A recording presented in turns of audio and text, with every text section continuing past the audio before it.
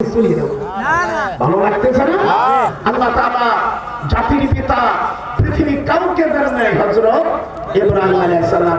এক শয়তান বলছে কি যে কাবা শরীফ বানাইছে হিন্দুতি, আমার মনে হয় ও জারদ সন্তান চাইতেছিল। ঠিক বদমাইশ কথাটা।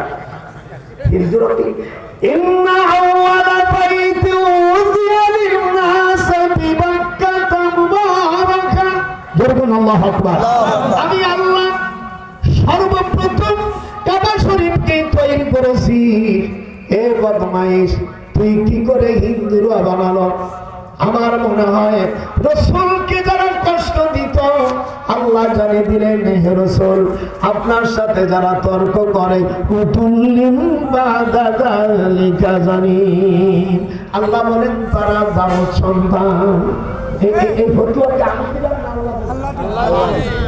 আল্লাহ দিচ্ছে।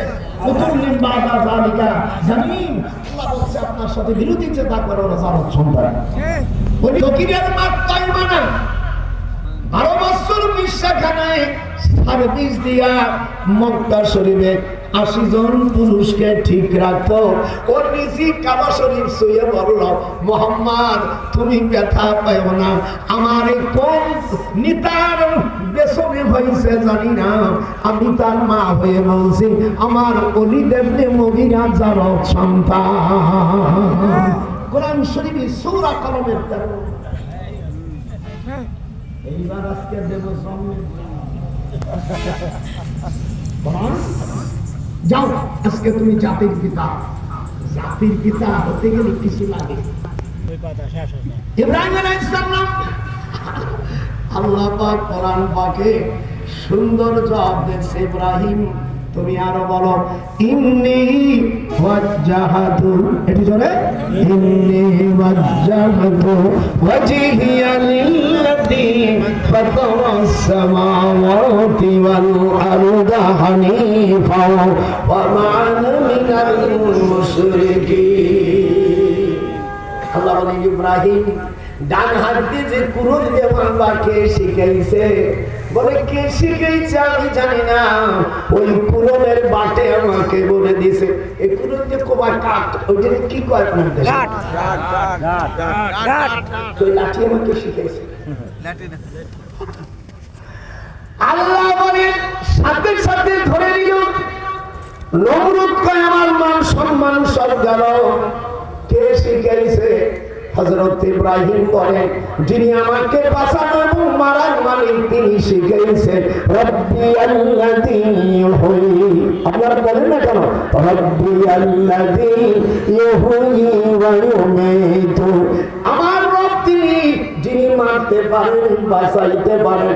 নমরুদ তর্কস্থানে বলল ক্বালা আনা উহয়ী ওয়া ইউমীতু, বলে আমি বাঁচাতে পারি আমি মারতে পারি। এই ইব্রাহিম আলাইহিস সালাম বলেন তাই যদি হয় বাবেলের শহরের কাটিং গ্রাম ওখান থেকে পানি নিয়ে এসেছি, যদি কার ক্যান্সার হয় পয়সা লাগবে না, আমার বাবলু ডাক্তারের ওখানে আমি থাকি, কোরআন শুয়ে লাগি পয়সা লাগবে না, ভাড়া কিন্তু দিতে পারবা না, নিয়ে আসবা, এই পানি আমার কাছে আছে। ইব্রাহিম আলাইহিস সালাম কে বললেন তুমি যদি খোদা বলে দাবি করো, আমার খোদা পূর্ব দিক থেকে সূর্য উঠায়া পশ্চিম দিকে ডুবাই দেয়, ফাতি বিহা মিনাল মাগরিব, পশ্চিম দিক থেকে সূর্য উঠায়া পূর্ব দিকে ডুবাই দেয়। আবুহিতাল্লাযী কাহা একেবারে নাকলা জবাব হয়ে গেছে। যেরকম আল্লাহু আকবার। ওই জায়গায় আল্লাহ কোরআন হাতে রেখে বলছি দেখবার সুযোগ হয়েছে যেই ময়দানে ইব্রাহিম আলাইহিস সালামকে বান্ধিয়া এই যে বলে এখনো তুমি রিমান্ডে নিয়ে হযরত ইব্রাহিম বলেন তোরা হাত বান্ধিবি পাও বান্ধিবি নমরুদ আমার অন্তর বাঁধবি তুই কি দিয়া হাত ভাঙ রিমান্ডে তোরা যতই নিস আমার হাত পাও বান্ধি কালো কাপড় পরে দিল।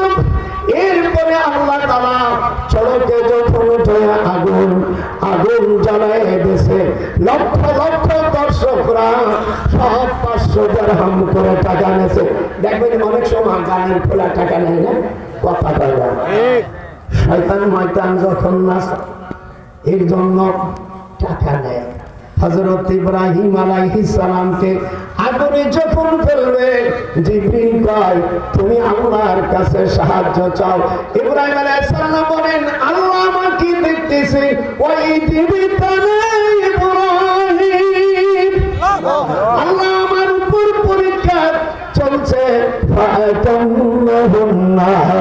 আমি ওই পরীক্ষায় পাশের জন্য আমি আমার শুধু মাওলাকে স্মরণ করছি, কিন্তু জুবান দিয়ে বলি নাই। ইরাকে যত ব্যাংকগুলো ছিল, পোলা ব্যাংক পাইবেন না।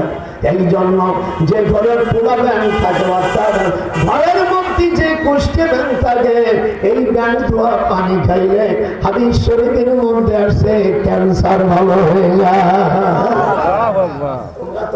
ভারতে আমি মিস্ত্রি বলছি, এই দেশের ডাক্তার যারা এমবিবিএস পাস করার পরে 20 বছর চাকরি করতে হবে, এর আগে কোনো সার্টিফিকেট দেবে না।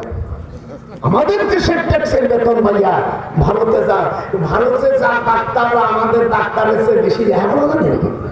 হ্যাঁ, ওখানে পাঠাও কা দেখেন এখন না খেয়ে মরতেছে। এই যে কোরআন হাতে রেখে বলছে, আমি দিল্লি থেকে সাথে কথা বলছি, কলকাতা আগে যেমন রুগীর ভাগ ছিল ওই রকম না, না খেয়ে আমার